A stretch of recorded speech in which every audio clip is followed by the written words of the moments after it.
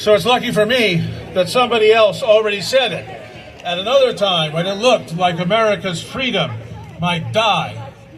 And what he said was, "These are the times that try men's souls. The summer soldier and the sunshine patriot will, in this crisis, shrink from the service of his country. But he that stands it now deserves the love and thanks of man and woman. Tyranny, like hell, is not easily conquered, but we have this consolation with us, that the harder the conflict, the more glorious the triumph." No, tyranny is not easily conquered. Not in 1776 when Thomas Paine wrote that, and not now when Trump's bullies are in that building right there trying to tear the 14th Amendment out of the Constitution. We won't let them. We will not let them. I'm an immigration lawyer. I'm here to tell you the 14th Amendment means what it says. That's people born in this country and subject to its jurisdiction are citizens. My son is a citizen because the Constitution says so, not because Donald Trump or any other bullshit artist in a bad suit said so. Now, in that building over there, fighting for our Constitution, are good people who need our help.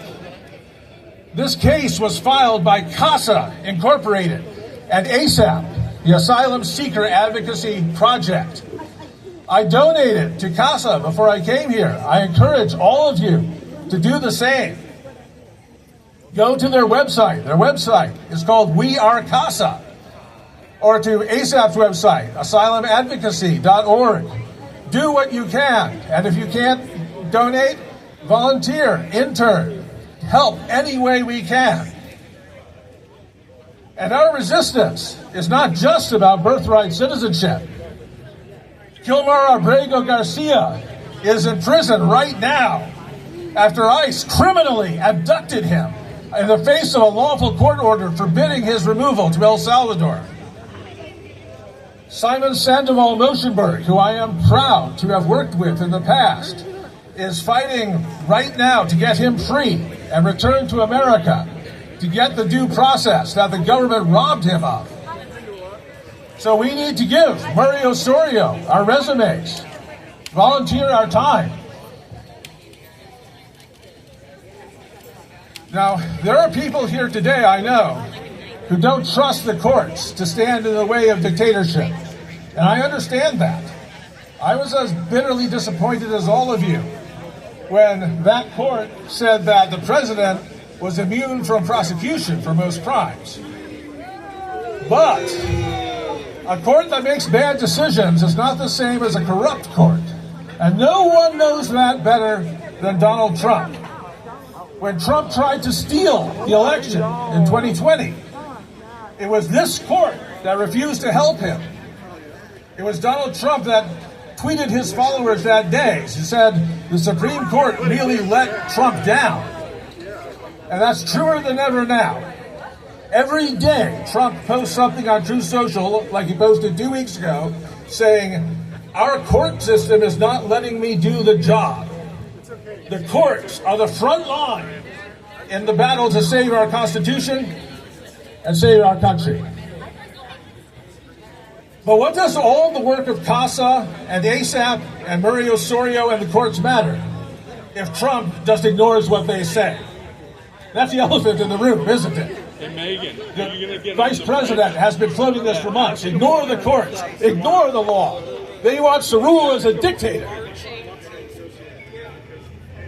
And if they try to do that, we don't know that the federal government executive branch will stand by the Constitution instead of following Trump's thugs.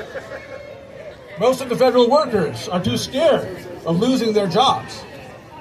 Everyone's scared of being Elon Musk's next victim. So that's why I'm saying, right here, right now, we have to show the courts that we have their back. The courts don't have an army, the courts don't have a treasury, but we can show Trump's thugs that the courts have the American people on their side. Now somebody, anybody, even the president, ignores the federal court's orders. The courts have a power called civil contempt, which lets them put someone in jail until they obey that order. A court contempt order is usually enforced by the U.S. Marshal Service. But the U.S. Marshals work for Trump. And Trump could try to stop them from enforcing the court's orders. But Rutgers University law professor David Null has written a very interesting article in which he says that the courts don't have to use the marshals. The courts can appoint anyone they choose to enforce a contempt order. So I encourage all of us, and especially any of us who has law enforcement experience, to write your local U.S. District Court and volunteer to be appointed to enforce a contempt order. Because if we stand together behind our courts, and that I don't believe that Donald Trump, I don't believe that Cadet Bone Spurs has the guts to face us down if we show we are ready to risk our lives to defend our country and defend our Constitution. Yes, we are! We can save our country. In the name of the Constitution, in the name of the law, and in the name of humanity, we refuse to accept a fascist America. Thank you.